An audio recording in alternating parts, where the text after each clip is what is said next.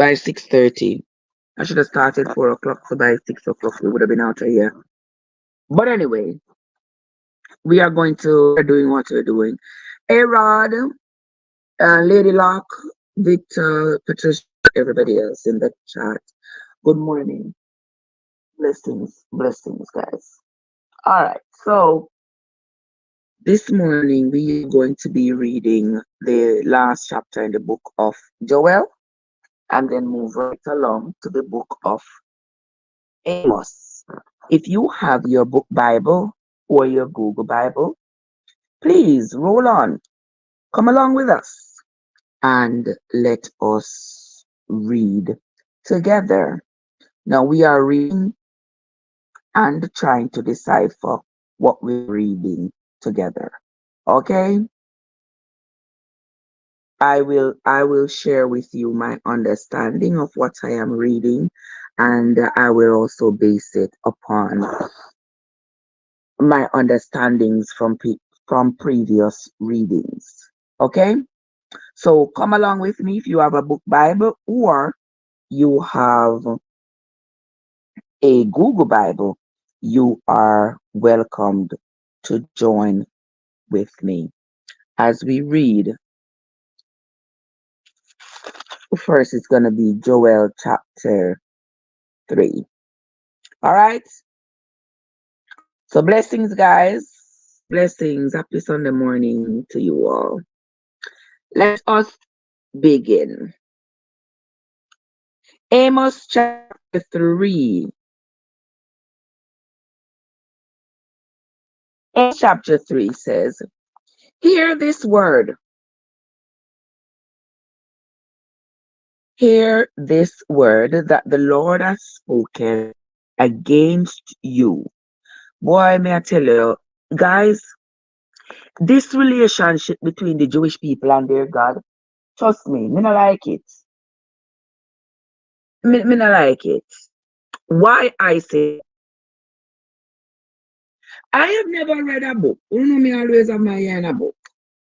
But I have never read a book or read of a people that have a worse love-hate relationship. I am your God, I will save you. Yeah. But listen to me. Me I go dirt you. You understand me? And he does. I am your God, I will multiply you. I will make you be your generations be as the sand of the sea. Yeah, one Nebuchadnezzar. Just kill them after me now. Huh? I will replace Israel. I will rebuild Israel. One what do? Una serve Baal, una serve Yewa. Me go destroy with fury. I'm a wrath. When not one who shall be left. And the next chapter says, I will raise up Israel to be ruler over many nations. That no so that's the way they yeah, guys. When I hear people say the Bible confusing, I them something I make them confused. Because the way the people them wrote about their God, the way they present them God, it is squirmy to me. Yeah. I don't know if you agree with me now. Remember, say this is not about who agrees with me or who don't. We are not here for agreements. I am sharing my thoughts. You understand? Somebody's Pathfinder ears, and somebody's Pathfinder then kind of give me a nostalgic moment. But anyway, let us continue. I just in a Joel with it just already yesterday. The way the people them are going get back is Israel is going to be rebuilt. And then come right here so now into Joel chapter 3. Hear this word. This is Joel speaking. Hear this word that the Lord hath spoken against you, O children of Israel. against the whole family which I brought up from the land of Egypt, saying, You only have I known of all the families of the earth. Therefore, I will punish you for all your iniquities. Really.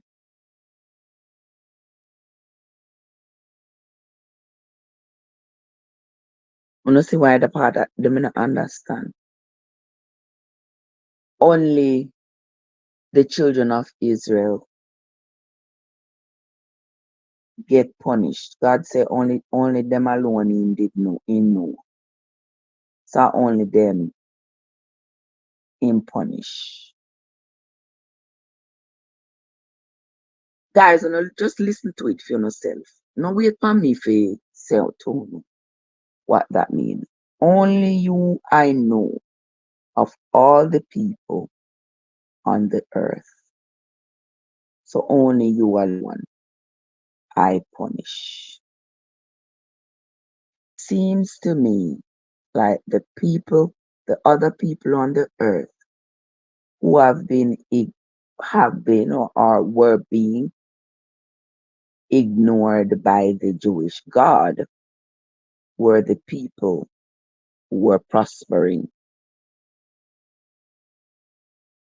That's what it seems like to me.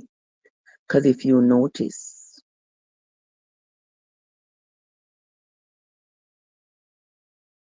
the Syrians, the Babylonians, the Libyans, the Egyptians, everybody else who was around them was prospering. They were serving their little wooden god. They were serving their little god made of stone, their little god made out of gold, whatever it was. But they were living comfortably, I should say. All right. The only people who were experienced unbounded misery were the people who claimed to have been the chosen people. Why so? That's my question. Why so? And then on top of that, the people who, according to the Bible, this God ignored and did not have anything to do with were the same people he said he was using to destroy the people who were his chosen people. Why does not that not make any sense to me? Is it because I am thinking outside the box? The box that I have been put in since birth? Because that to me no make no sense. Imagine your mother, you do something in your house and your mother call your neighbor and tell your neighbor to come with a sword and come destroy. That sound, how would you feel about that? So this to me, the presentation, the way they have presented their God leaves much to be desired. But I'm reading it anyway. Let us continue. We're going to start reading again, Joel chapter 3. Hear this word that the Lord hath spoken against you, O children of Israel, against the whole family which I brought up from the land of Egypt, saying, You only have I known of all the families of the earth. Therefore, I will punish you for all your iniquities. Can two walk together lest they except they be agreed? Will a lion roar in the forest when he hath no prey? Will a young lion cry out of his den if he hath taken nothing? Can a bird fall in a snare upon the earth, where no gin is for him? Shall one take up a snare from the earth and have taken nothing at all? Shall a trumpet be blown in the city, and the people not be afraid? Shall there be evil in a city, and the Lord hath not done it? Shall there be evil in a city, and the Lord hath not done it? Great question, right? Can there be evil in a city, and the Lord hath not done it? Verse 7. Hold on.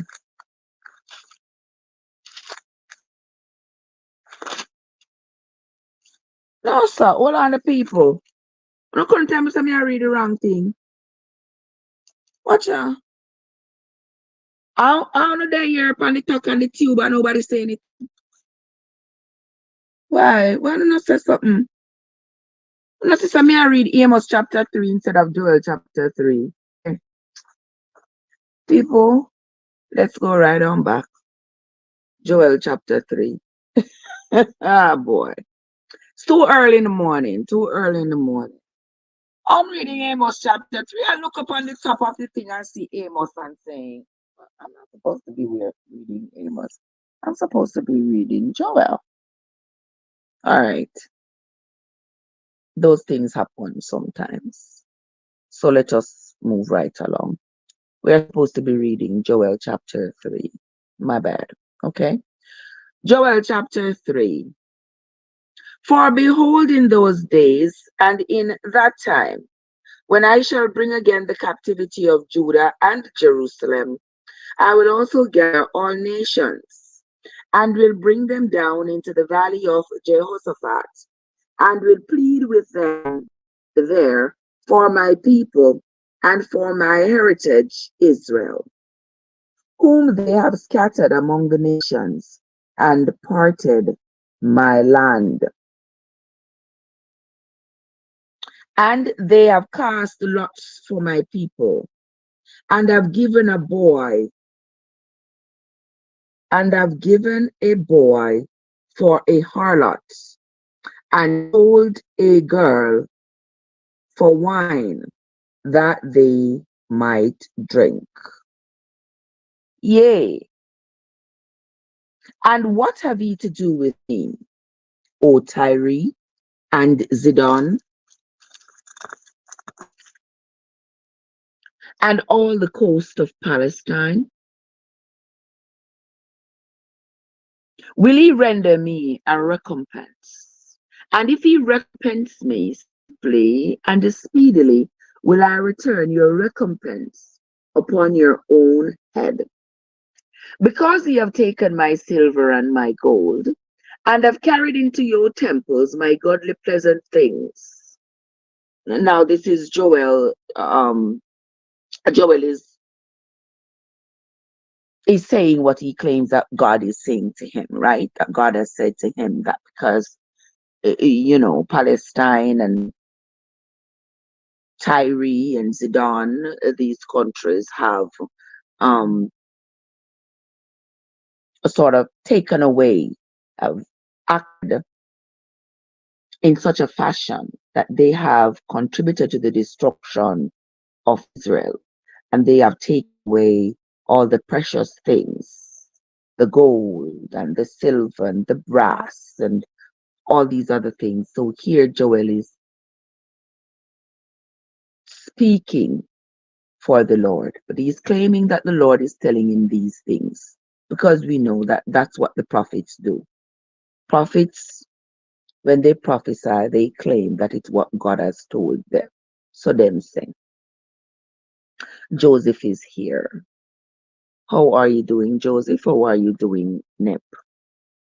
All right, let us continue. Let us read chapter 4 again. Yea, and what have ye to do with me, O Tyre and Zidon, and all the coast of Palestine?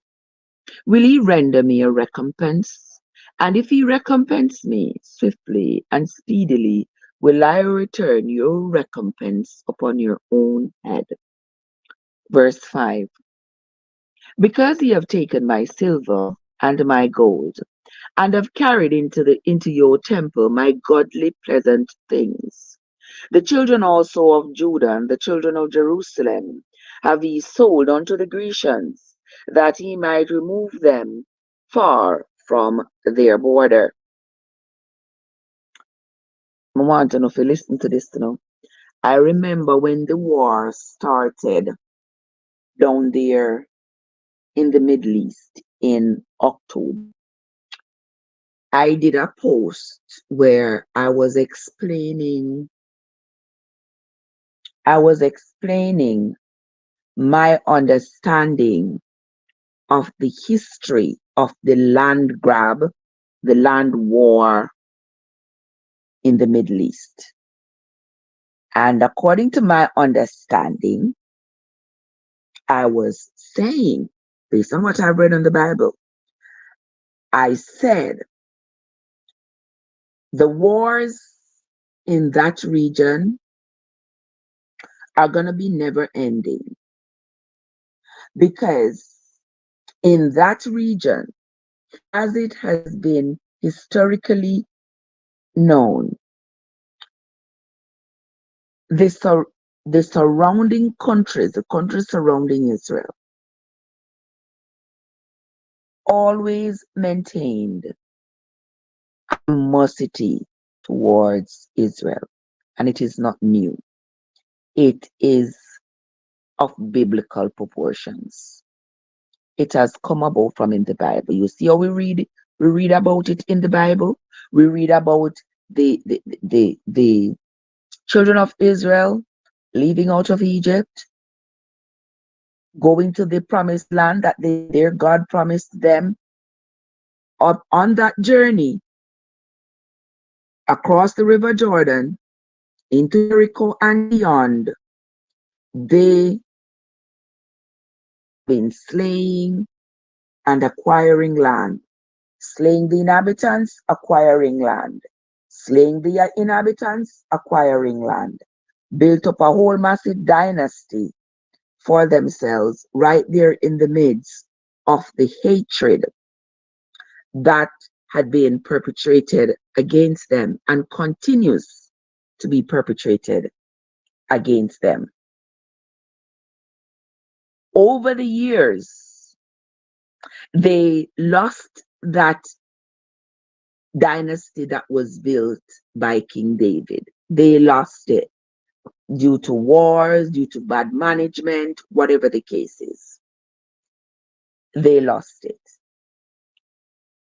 Then they sought to reestablish themselves. They have sought to reestablish themselves many times, all unsuccessfully, because the countries around them joined together in the animosity towards them, and so they haven't been able to establish themselves with the level of grandeur that they had during the time of King David.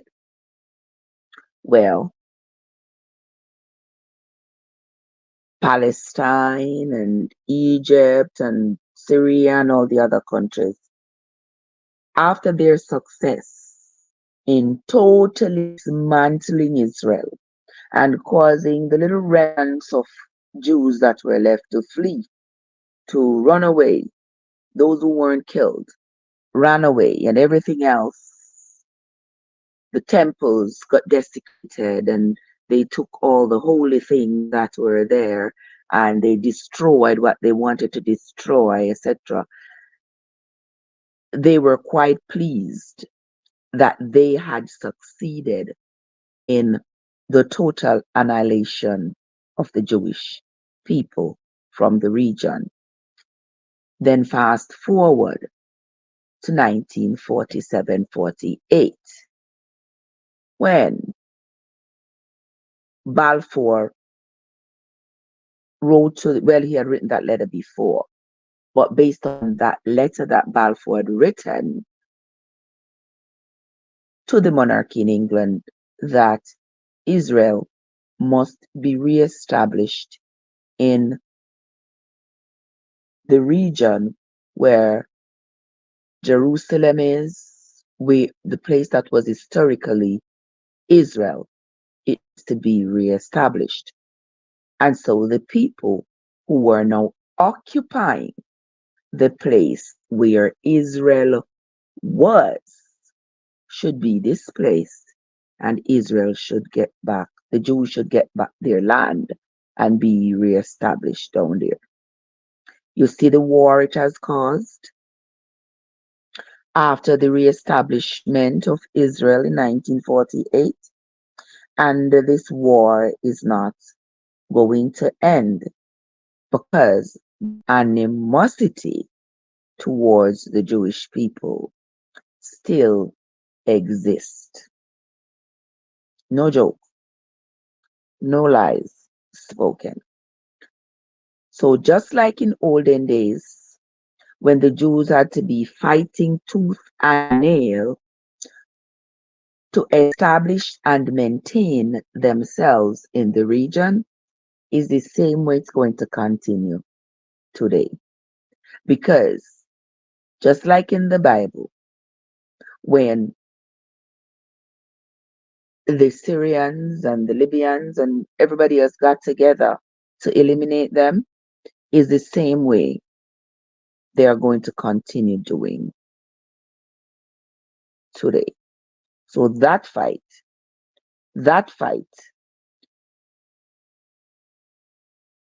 is an historic fight. It's not going to end at all. The people who were occupying the land that historically belonged to the Jewish people, we're gonna say belonged to them because remember they had after they had come up out of Egypt, they had claimed this land. Remember, King David set up Jerusalem as the capital of Israel and all of that.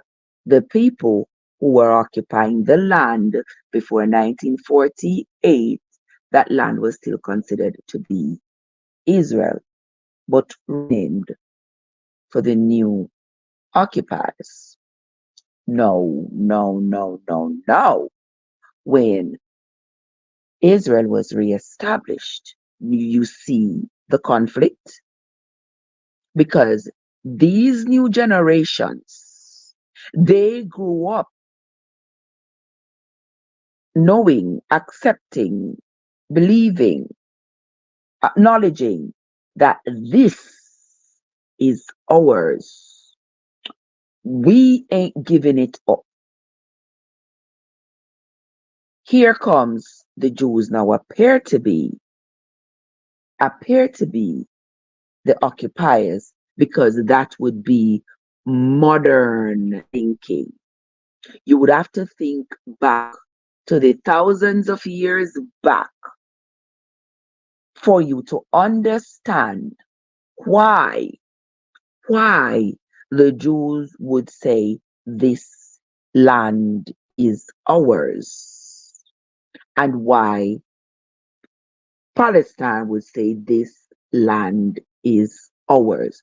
So since nobody is going to give it up and nobody wants to acknowledge the historic nature of the ownership of that place. You all see how the war is never going to end over land. You gonna leave the land, I gonna leave the land. While alive, we're gonna still fight for the land because the land represents authority and power and dominion. So the fights will continue. But let me read the Bible. Let me read what the Bible have to say about these things because the Bible got a lot to say about these things, right, AG? Good morning, AG. How you doing? Good to see you as always. It's always an absolute pleasure to wake up with you in the morning. Always. Let's continue reading, my friends. Chapter 3 of the book of Joel, verse 4 says, Yea, and what have ye to do with me, O Tyre and Zidon, and all the coast of Palestine? Will ye render me a recompense? And if ye recompense me swiftly and speedily, will I return your recompense upon your own head, because ye have taken my silver and my gold, and have carried into your temples my godly pleasant things. The children also of Judah, the children of Jerusalem, have ye sold unto the Grecians, that he may remove them far from their border. Hmm. Behold, I will raise them out of the place whither ye have sold them, and will return your recompense upon your own head. Okay. And I will sell your sons and your daughters into the hands of the children of Judah, and they shall sell them to the Sabaeans, to a people far off, for the Lord hath spoken it. Proclaim ye this among the Gentiles. Prepare war. Wake up the mighty men. Let all the men of war draw near. Let them come up. Beat your plowshares into swords, and your pruning hooks into spears. Let the weak say, I am strong. Assemble yourselves and come, all ye heathen, and gather yourselves together around, gather yourselves together round about. Thither cause thy mighty ones to come down, O Lord. Let the heathen be wakened, and come up to the valley of Jehoshaphat, for there will I sit to judge all the heathen round about. Put ye in the sickle, for the harvest is ripe. Come, get you down, for the press is full, the fats overflow, for their wickedness is great. Cicely and Cheryl, good morning. Multitudes, multitudes in the valley of decision, for the day of the Lord is near in the valley of decision. The sun and the moon shall be darkened, and the stars shall withdraw their shining. The Lord also shall roar out of Zion, and utter his voice from Jerusalem, and the heaven and the earth shall shake. But the Lord will be the hope of his people, and the strength of the children of Israel. So shall ye know that I am the Lord your God, dwelling in Zion, my holy mountain. Then shall Jerusalem be holy, and there shall no stranger pass through her any more. And it shall pass in that day that the mountains shall drop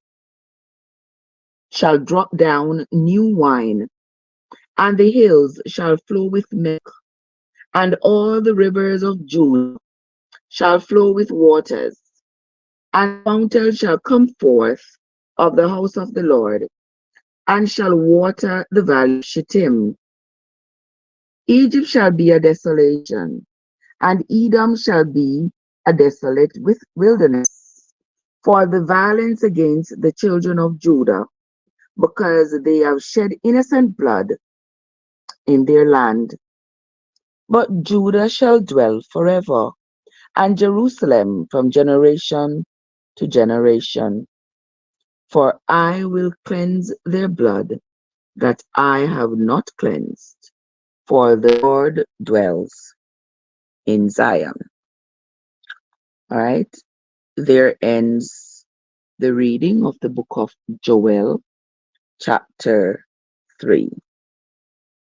And since we did not read Joel chapter 3 yesterday, now we are going to have to roll on over into the book of Amos.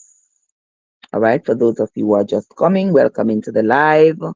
Don't forget to get your book Bible or your Google Bible and let us read together. We are, well, I am reading, trying to understand the writings that are in the Bible. And as I read, I'm reading out loud and sharing my thoughts with the world. But I'm not trying to indoctrinate anybody or change anybody's views about what they believe religiously. I'm not trying to do that. I am not endorsing a particular religion or denomination. All I am doing is reading the Bible. Since the Bible was given to me as my moral compass, I've been I've been indoctrinated and socialized into believing what is in the Bible, and I've been told that it has some significant effect on my life. So since I've been told all of that, I gotta try to prove it.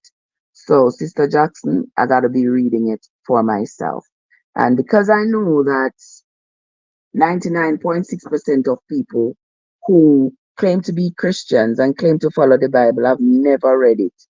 All them know is in the beginning, the Lord is my shepherd, and maybe one or two more verses. But they never read the Bible. So they don't understand what the stories are about, the context of the stories, who is speaking, who spoke what, who said what, everything them say. It's in the Bible. The Bible says so. So the Bible says it's in the Bible. Uh-uh. Mm-mm. No. No, sir. Not at all.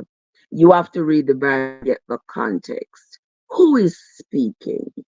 To whom are they speaking? What are the circumstances under which they're saying whatever they're saying? And get context from it. And then determine whether or not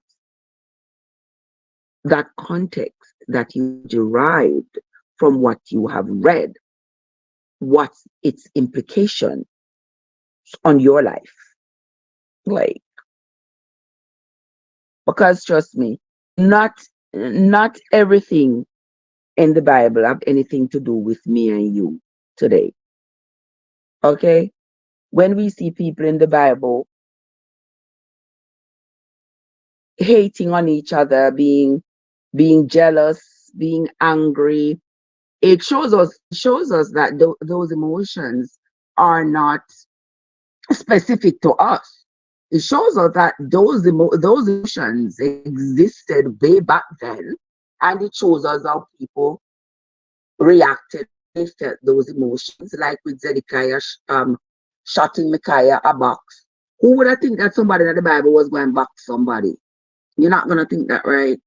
All right. So we understand that these were humans. And might say, oh, these were men inspired by God. No, no. These were ordinary people. These were ordinary people, many of them who chose to elevate themselves to prophethood.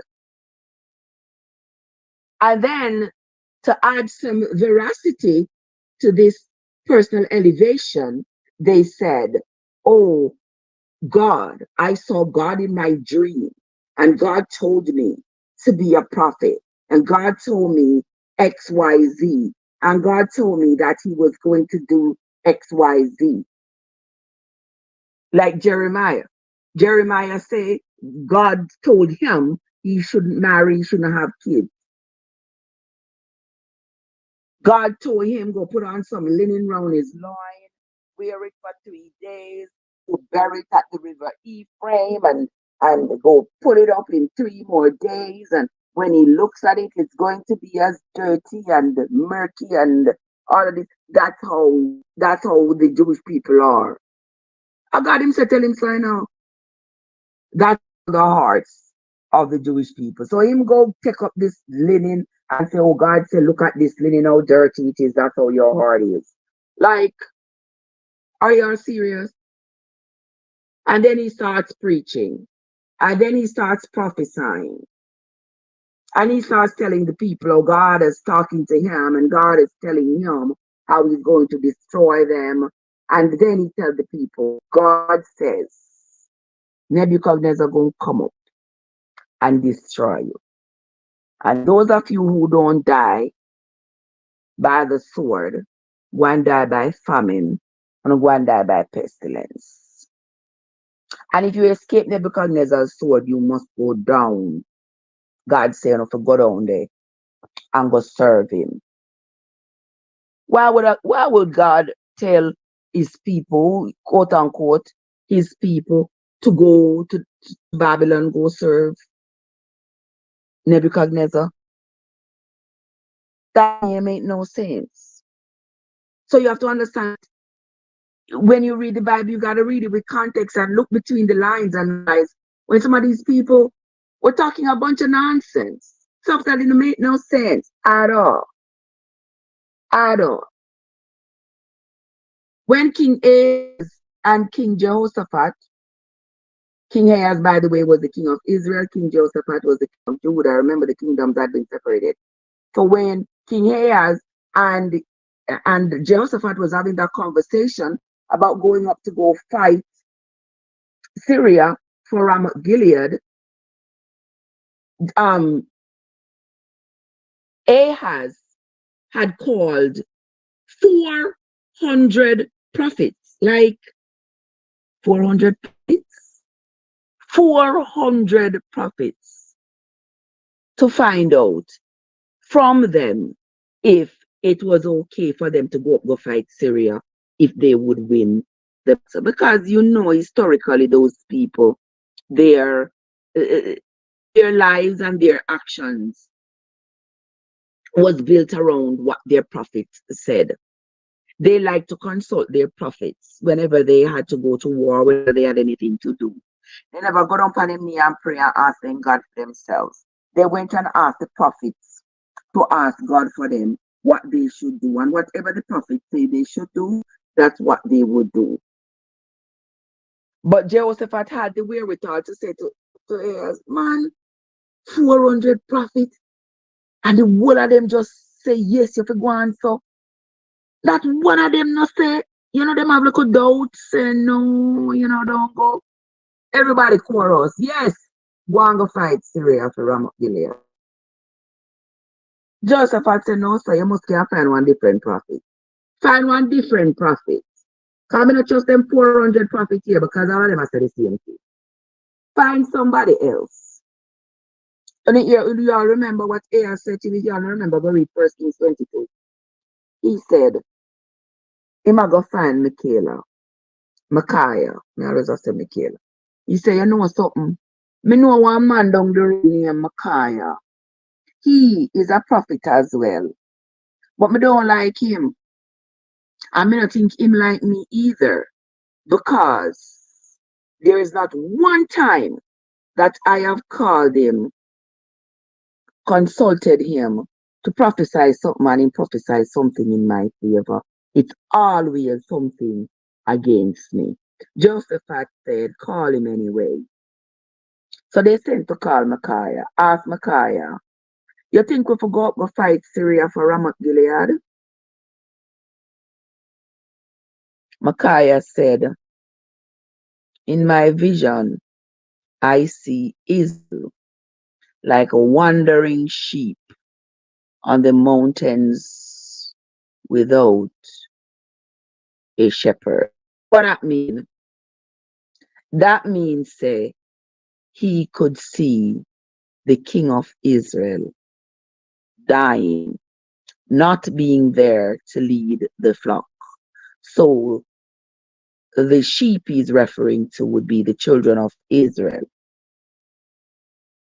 like sheep on the mountains, wandering without a shepherd. And what happened after that? Them get upset and them throw Micaiah in a prison. Long story short, Ahaz went to the war with Syria and was buried in Samaria. End of story. You see? So not all of these people who wrote and claimed that they were prophets claimed that God was talking to them. No, not all of them was true. The Bible talks about the number, there were so many false prophets. And we see it in the readings. There were so many false prophets. There's so many people saying God told them this, God told them that. But we never hear, we never hear the truth. A lot of them just wanted to be respected. So they elevated themselves and say, I'm a prophet, I'm talking to God. Just like now, you see nowadays, you have some holy pastors, just, yeah, anything goes, them just, yeah, gotta talk. Most of them are just motivational speakers anyway. They come up and they talk a good talk, them collect your offering, them talk a good talk, and then at the end of the talk, them read a Bible verse. And for that hour them there talk or 2 hours and the one Bible verse and you walk out of there and say, oh, I feel blessed. And you just drop your order and money in a basket to pastor go buy airplane. Like, on a serious? Yeah. I go home and I struggle where you go find your dinner. I go home wonder your light bill. But you just go throw money in a bucket give to pastor. Child, please. But anywho, let us continue. Sometimes I go off tangent because sometimes I get so emotional about this thing, and I have to learn to subdue my emotion when it comes to when it comes to when it comes to this thing. Because sometimes I just get aggravated when I see people not being willing to read for themselves and to analyze the situation reasonably. People are just being led. Just being led like a doggone fool. Just being led. Like you put a rope around a goat and you lead him wherever you want him to go. And that's what it is. They have thrown this rope of religion around our necks and be leading us wherever they want us to go and ask if we are not going. Mighty God. But anywho, we are going to continue with the reading. Verse 9, chapter 3 of the book of Joel. Proclaim ye this among the Gentiles, prepare war, wake up the mighty men, let all the men of war draw near, let them come up. Beat your plowshares into swords, and your pruning hooks into spears. Let the weak say, I am strong. Assemble yourselves and come, all heathen, and gather yourselves together round about. This cause thy mighty ones to come down, O Lord. Let the heathen be awakened and come up to the valley of Jehoshaphat. For there will I sit to judge all the land round about. Put ye in the sickle, for the harvest is ripe. Come, get you them, for the earth is full, the fats overflow, for their wickedness is great. Multitudes, multitudes in the valley of decision, for the day of the Lord is near in the valley of decision. The sun and the moon shall be darkened, and the sun and the moon shall be darkened, and the stars shall withdraw their shining. The Lord also shall roar out of Zion, and utter his voice from Jerusalem, and the heavens and the earth shall shake. The Lord will be the hope of his people, and the strength of the children of Israel. So shall ye know that I am the Lord your God, dwelling in Zion, my holy mountain. Then shall Jerusalem be holy, and there shall no strangers pass through her more. And it shall come to pass in that day that the mountains shall drop down new wine, and the hills shall flow with milk, and all the rivers of Judah shall flow waters. And the fountain shall come forth of the house of the Lord, and shall water the valley of Shittim. Egypt shall be a desolation, and Edom shall be a desolation wilderness, a desolate wilderness, for the violence against the children of Judah, because they have shed innocent blood in their land. Let's read verse 19 again. Egypt shall be a desolation, and Edom shall be a desolate wilderness. Remember, Edom was a place where Jacob's brother, who he had robbed, his brother Esau had gone to live. And this is where he had populated. So the people of Edom are relatives to the children of Israel because Esau and Jacob were brothers. And the people of Edom are descendants of Esau. And here it says, Egypt shall be a desolation, and Edom shall be a desolate wilderness for the violence against the children of Judah, because they have shed innocent blood in their land. But Judah shall dwell forever, and Jerusalem from generation to generation, for I will cleanse their blood that I have not cleansed, for the Lord lives in Zion. All right, Star Love, Sarita, Mike, Queen Bee, AJ, good morning. How are y'all doing? Good to see you. Okay, let's move right along to the book of Amos. Amos is not so much one of the well-read, you know. I for sure haven't read, I don't think I've ever read anything out of Amos. Honestly, I don't think I've read anything of Amos. Amos just seems like one of those hidden books. Yesterday, somebody in the chat said that between the book of Joel and the book of, as he said, Malachi, is the 12 minor prophets, something like that. Like they are the 12 minor prophets. All the books that came between what is that between Hosea? I think it was between Hosea and Malachi. But we're gonna continue reading either way. We are now onto the book of Amos, guys. So if you are following me, get your book Bible, your Google Bible, whichever one.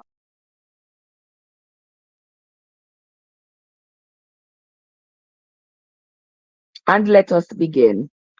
The words of Amos, who was among the herdsmen of Tekoa, that's Tekoa, which he saw concerning Israel in the days of Uzziah, king of Judah, and in the days of Jeroboam, the son of Joash, king of Israel, 2 years before the earthquake. I have something I got to look up where that is concerned.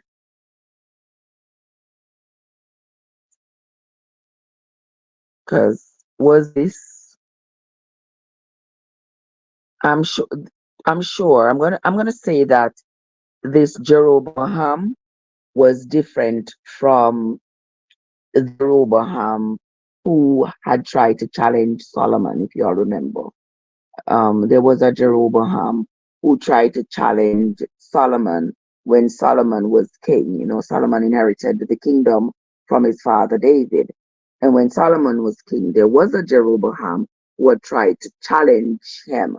And for that, Solomon had exiled him into Egypt.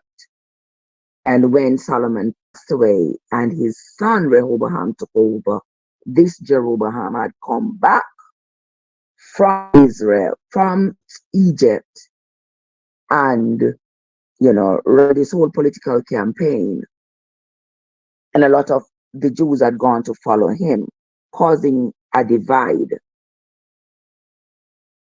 in the kingdom because some people were following Jeroboam and some people remained loyal to Israel. Jehoram went over to Palestine and built up his own little dynasty and stuff like that. So I don't know if I don't think this is the same Jeroboam. So I'm gonna have to look at that and then I will let you all know. But it says here that the words of Amos, who was among the herdsmen of Tekoa, which he saw concerning Israel in the days of Uzziah, king of Judah, and in the days of Jeroboam, son of Joash. It's gotta be afterwards because Joash came, the Joash that was king as a little boy, he came long after Solomon. So it's got two different Jeroboams. But anyway, I'm gonna look it up. Either way. Verse 2, and he said, the Lord will roar from Zion and utter his voice from Jerusalem, and the habitations of the herds of the shepherds mourn, and the top of Carmel shall wither.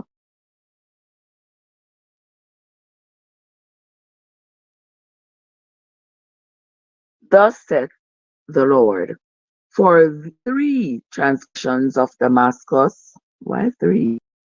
Thus, thus saith the Lord, for 3 transgressions of Damascus, and for 4, I will not turn away the punishment thereof, because they have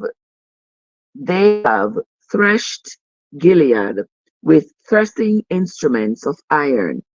But I will send fire into the house of Hazael, which shall devour the palaces of Benhadad. I will break also the bar of Damascus, and cut off the inhabitants from the plain of Aven, and him that holds the scepter the house of Eden. And the people of Syria shall go into captivity unto Kir, said the Lord.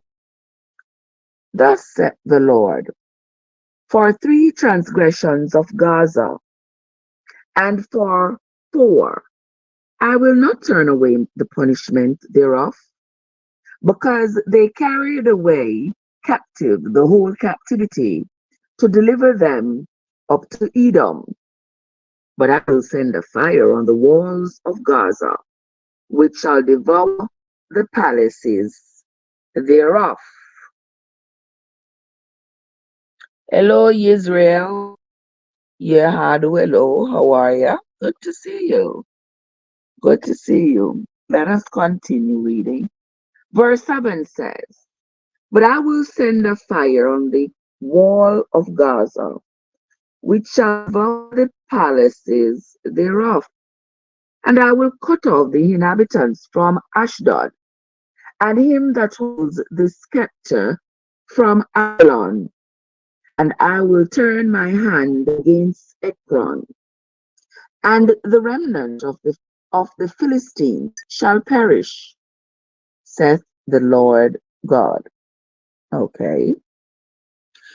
Thus saith the Lord, for 3 transgressions of Tyrus, and for 4, I will not turn away punishment thereof, because they delivered up the whole captivity the whole captivity to Edom, and remembered not the brotherly covenant.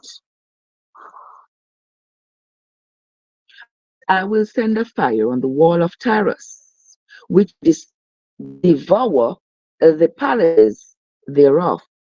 Oh Lord. So Imabondong Gaza, Imabondong Tyros. Seems like Imabondong everywhere. Imabondong Benadad. Imabondong everywhere. You are welcome, Israel. You are welcome, my love. Okay, let us let us continue. Let us continue with the reading. We are reading verse 10 of the book of Amos, chapter 1.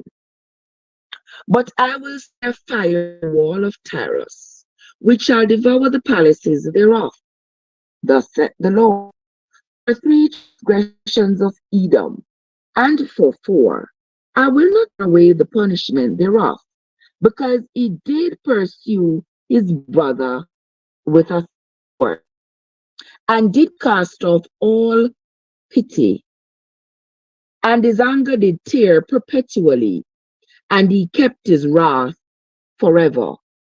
But I will send a fire upon Teman, which shall devour the palaces of Bozrah. Notice, guys, all these names of these places that I'm calling are over there in the Middle East. There is Bozrah. I think Bozrah is now in Iraq. Then there is Gaza. All these places are down there. Where's my other phone?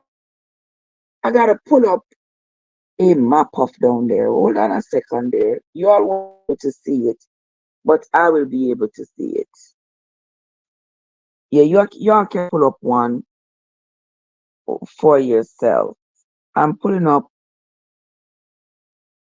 map map of the Middle East, and let me see, because all this are too fine. You can't read it. It's too fine. Oh Jesus. No, sir. I'll have to pull this up on my computer because there's no way I'm gonna be able to see it on my phone. Also, this is a cool little bit. And even I'm zooming it. Let me see if we can identify at least one of these places that I'm reading about.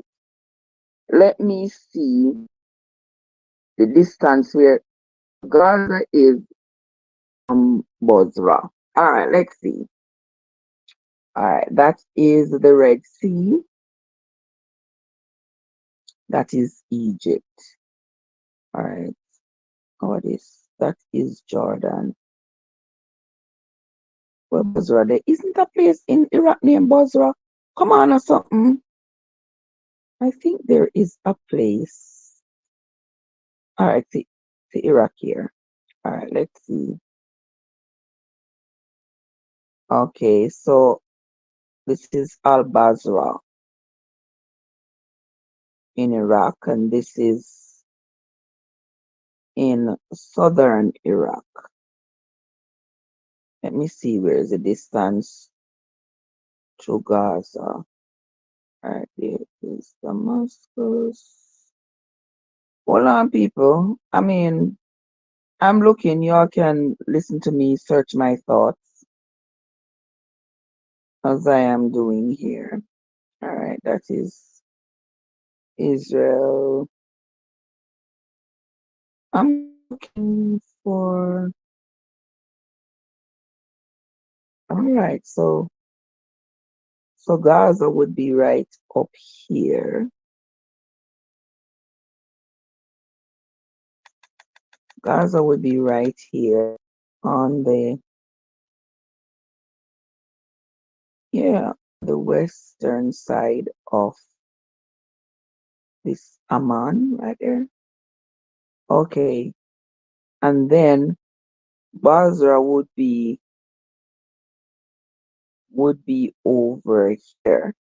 Well, it's not too far away. It's not too far away. But you know that over the years, all of that land down there has been divided up into different countries, because the Bible refers Egypt, it refers Syria, but I think Syria Syria was reduced over the years. If I remember correctly, I need to go look that up again. But I believe that Syria was cut in two. Syria was cut in more than two, I think. That ended up being Iraq. That ended up being Iraq, and I think part of it was what we now know as Turkey. I'm gonna look that up again. Why is my brain telling me that was true? It may have been, but I'll look it up. So here we are. We're gonna read some more. I went off right there because I wanted to see the distance between Gaza and Basra, because here talks about the Lord setting fire to these places. We're gonna read again verse 10 of chapter 1 of the book of Amos. But I will send a fire on the wall of Tyrus, will devour the palaces thereof. Thus said the Lord, for three transgressions of Edom, and for I will not turn away the punishment thereof, because he did pursue his brother with a sword, and did cast off all pity, and his anger did tear perpetually, and he kept his wrath forever. But I will send a fire upon Teman, which shall devour the palaces of Bozrah. Thus saith the Lord, for three transgressions of children of Ammon, and for four, I will not turn away the punishment thereof, because they have ripped up the women with children, the women with child, Gilead. That's when they women with child, that means a pregnant woman, that they might enlarge their border. But I will kindle a fire in the wall of Rabbah, and it shall devour the palaces thereof, with shouting in the day of battle, with a tempest in the day of whirlwind. And their king shall go into captivity, he and his princes together, saith the Lord.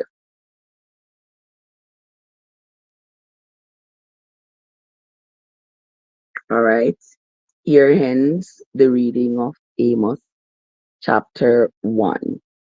We're going to move right along to Amos chapter 2. Thus saith the Lord, for three transgressions of Moab. All right.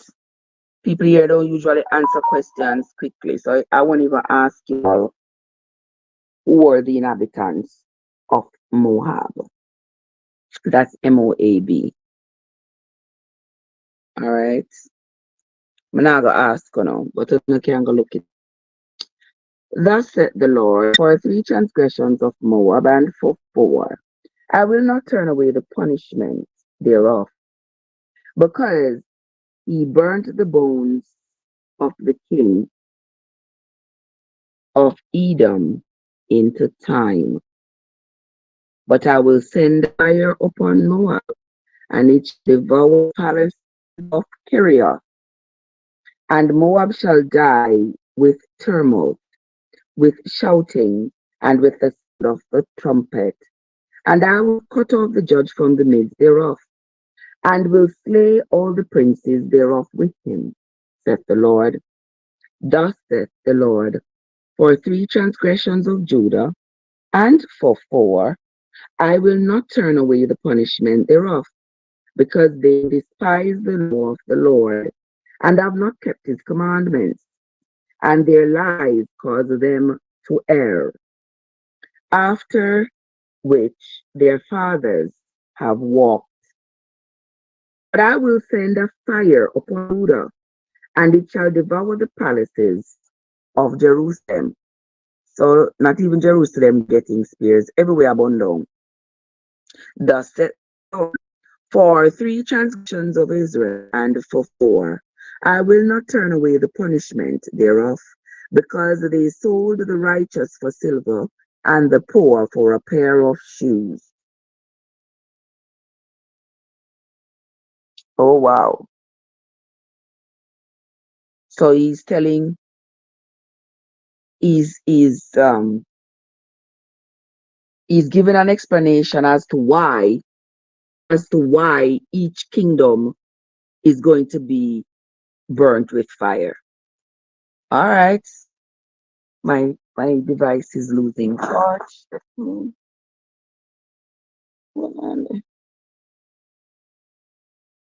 let me plug it in. Hmm, that's interesting, don't you think?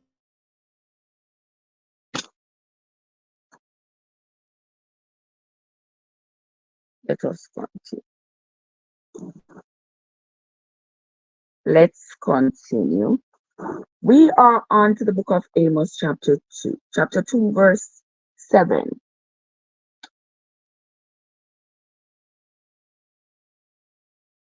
We're going to read verse 5 again so that we can roll into verse 7 with an understanding of where we're coming from. But I will send a fire upon Judah, and it shall devour the palaces of Jerusalem. Thus saith the Lord, for 3 transgressions of Israel, and for 4, I will not turn away the punishment thereof, because they sold the righteous for silver, and the poor for a pair of shoes. That pant after the dust of the earth on the head of the poor, and turn aside the way of the meek. And a man and his father will go in unto the same maid to profane my holy name. Yeah, we know that's what they were doing. So, you see, that was not acceptable, but it's what they were doing, where a man and his son could sleep with the same maid, get kids by the same maid. Mhm. Verse 8 says, and they lay themselves down upon clothes laid to pledge by every altar, and they drink the wine of the condemned in the house of the God. Yet destroyed I the Amorites before them, whose height was like the height of the cedars, and he was strong as the oaks. Yet I destroyed his fruits from above, and his roots from beneath. Also, I brought you up from the land of Egypt, and led you 40 years through the wilderness to possess the land of the Amorites. If you all remember, the Amorites, part of the land that the children of Israel claimed when they got out of the wilderness. A lot of that land had been occupied by the Amorites. So that's what they're going back to talking about here. He's saying God is saying that he reminding the children of Israel that he had given over to them the land of the Amorites. That was true. We read about that, I think, in Numbers. I think it was. Don't quote me. I might not have that, but we read about it back then. Verse 11. And I raise up of your sons for prophets. All right. And I raised up of your sons for prophets, and our young men for Nazarites. Is it not even thus, O ye children of Israel? Said the Lord. But he gave the Nazarites wine drink, and commanded the prophets, saying, prophesy not. Behold, I am pressed under you, as a cart is pressed that is full of sheaves. Therefore, the fight shall perish the swift, and the strong shall not strengthen his force, neither shall the mighty deliver himself, neither shall he stand that that handles the bow, and he that is swift of foot shall not deliver himself, neither shall he that rideth the horse deliver himself. And he that is courageous among the mighty shall flee away naked in that day, saith the Lord. Now remember, this is Amos writing, saying, this is what the Lord said to him. Okay? Okay. Let us move on to chapter 3. Hear this word that the Lord has spoken against you, O children of Israel. There it gone again. Back to the Lord speaking against the children of Israel. All right. We're doing this again. This roller coaster of love hate. This roller coaster love hate relationship between the children of Israel and their God. Let's read. Hear this word that the Lord has spoken against you, O children of Israel, against the whole family which I brought up in the land of Egypt, saying, you only have I known of all the families of the earth. Therefore, I will punish you for all your iniquities.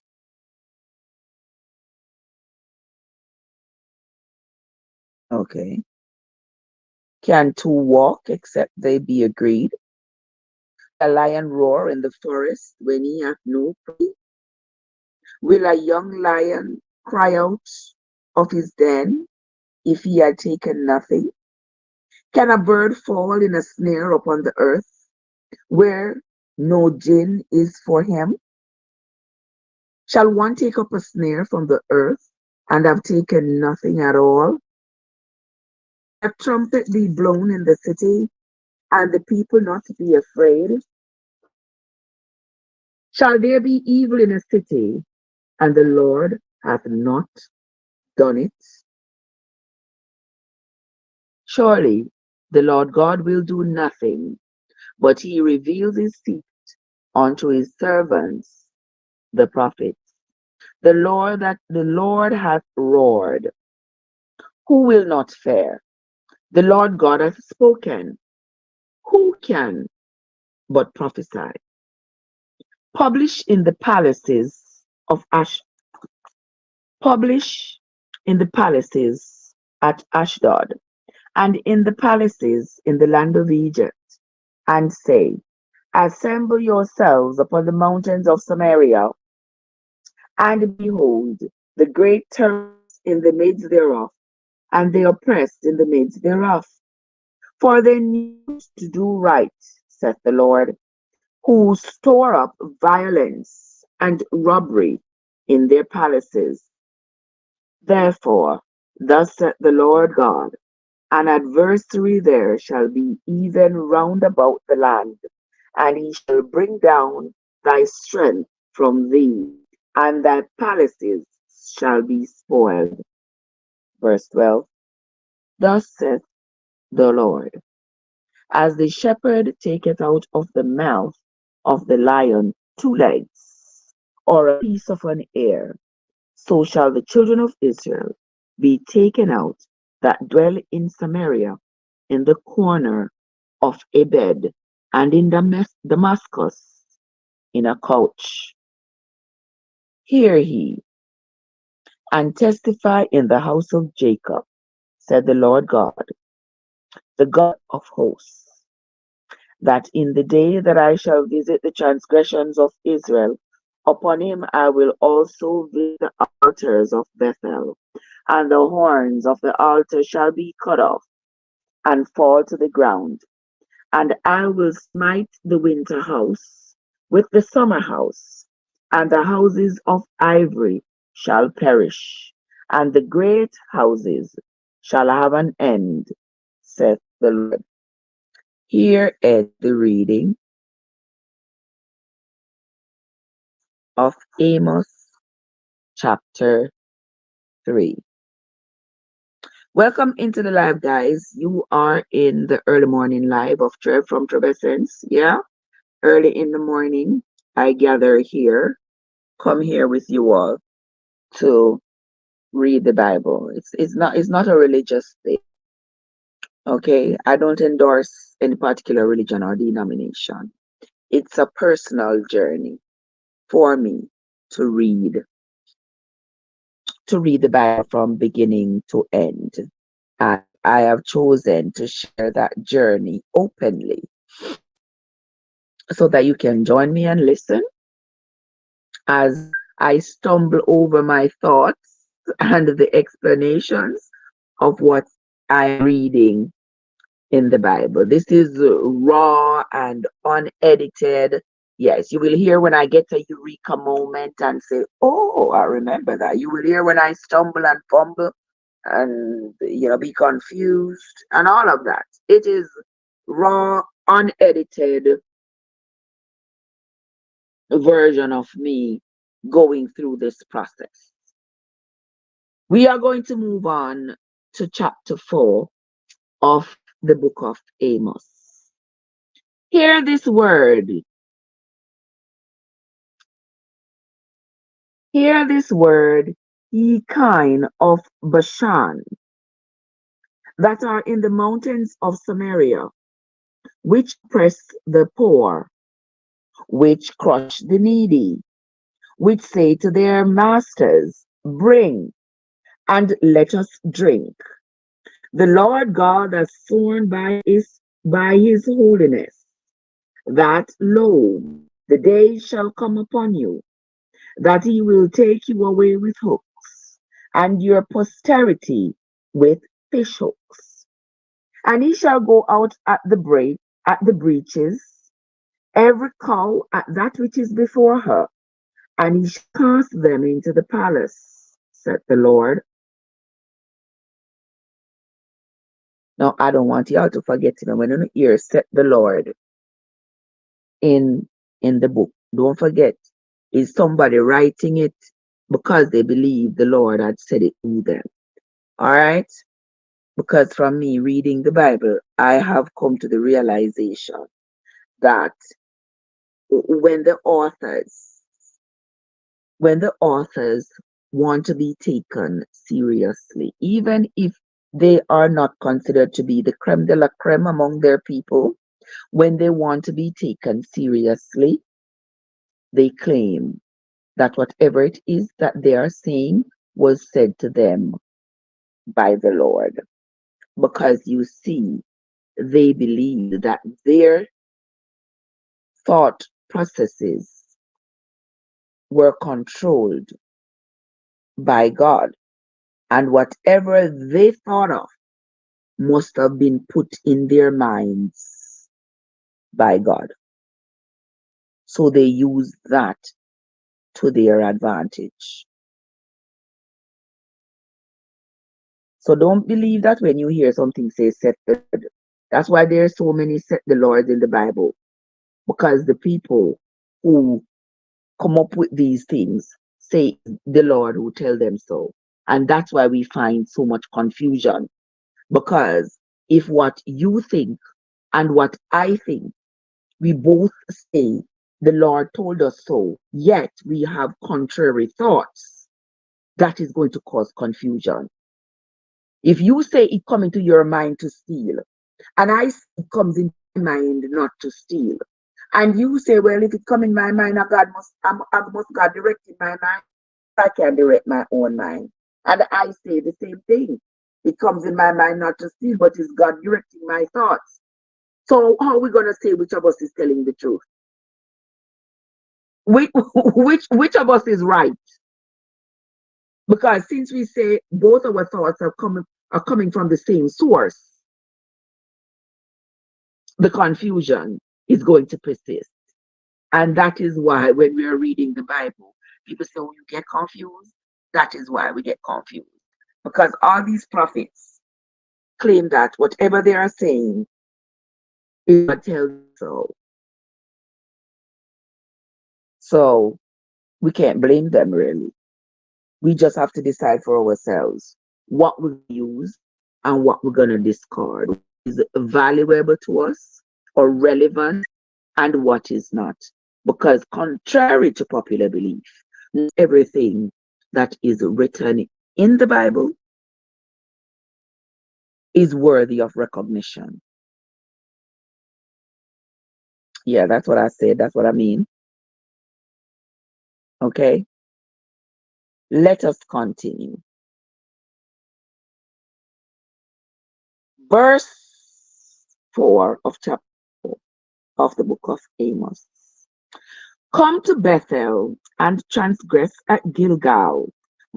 Multiply transgression and bring your sacrifices every morning and your tithes. Now, hear this, people?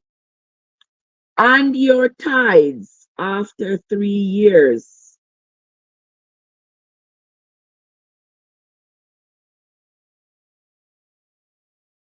Let's read that again. Verse 3, and he shall go out at the breaches, every cow at that which is before her, and he shall cast them into the palace, said the Lord. And he shall go out, oh, I read that already. And he shall go out at the breaches, every cow at that which is before her, and he shall cast them into the palace, said the Lord. Come to Bethel and transgress at Gilgal, multiply transgression, and bring your sacrifices every morning and your tithes after 3 years. And after a sacrifice of thanksgiving with leaven, and proclaim and publish the free offerings. For this liketh you, the Bible language, I mean, I work well, but anyway. And after a sacrifice of thanksgiving with leaven, and proclaim and punish the free offerings. For this liketh you, O ye children of Israel, saith the Lord God. And I will also have given you cleanness of teeth in all your cities, and want of bread in all your palaces. Yet have ye not returned on me, saith the Lord. And also I have withholden the rain from you, when there were yet 3 months to the harvest. And I caused it to rain upon one city, and caused not to rain upon another city. One piece was rained upon, and the piece whereupon it rained did not wither. So 2 or 3 cities wandered unto one city to drink water, but they were not satisfied. Yet have ye not returned unto me, saith the Lord. I have smitten you with blasting and mildew, when your gardens and your vineyards and your fig trees and your olive trees increased. The palm worm devoured them, yet have ye not returned unto me. I have sent among you the pestilence after the manner of Egypt. Your young men have I slain with the sword, and have taken away your horses, and have made the stink of camps to come up into your nostrils.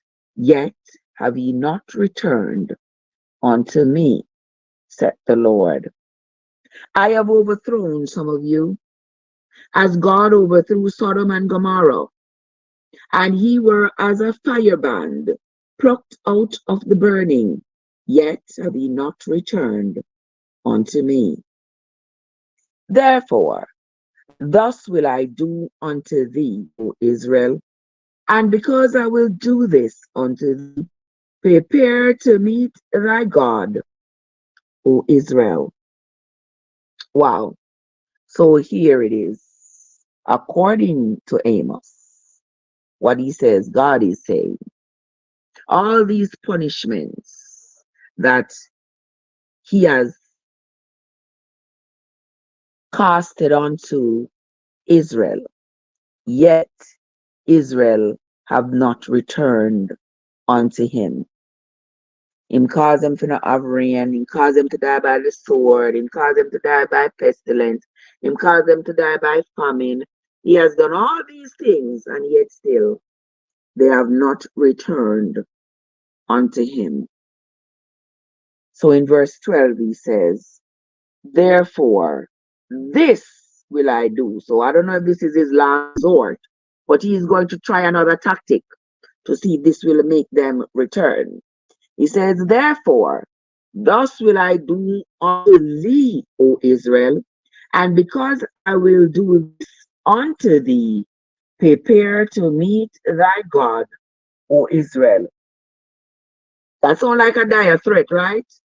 I have done everything. Me treating you like Sodom and Gomorrah, overthrowing you, me put fire to the palace, everything, everything, everything. And yet, you all have not returned unto me.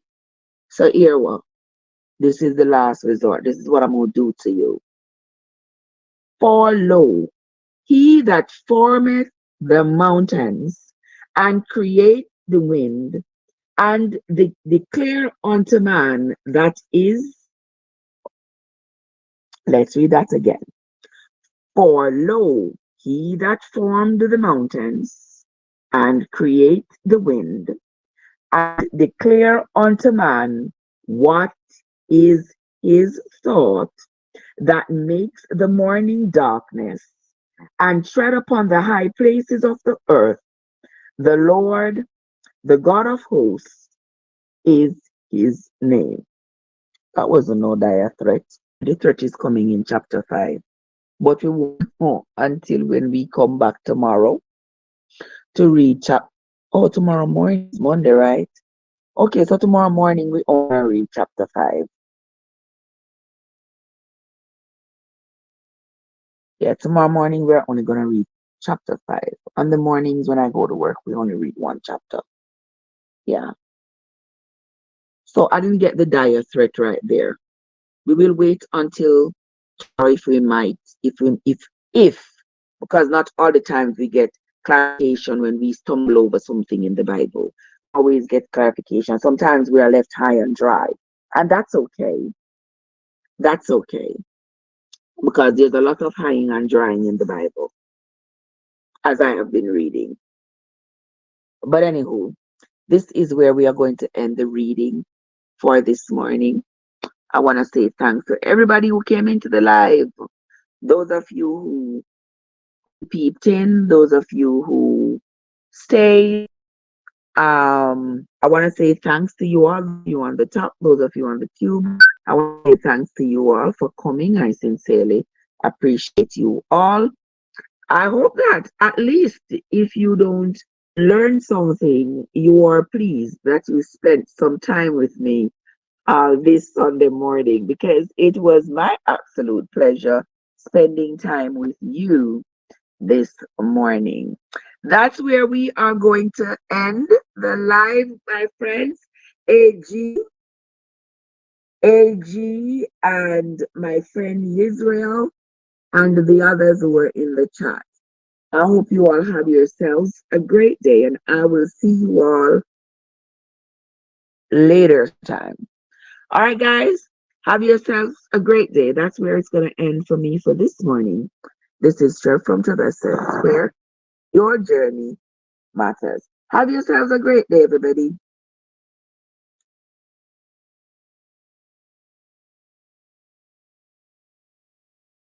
Hold on. All right.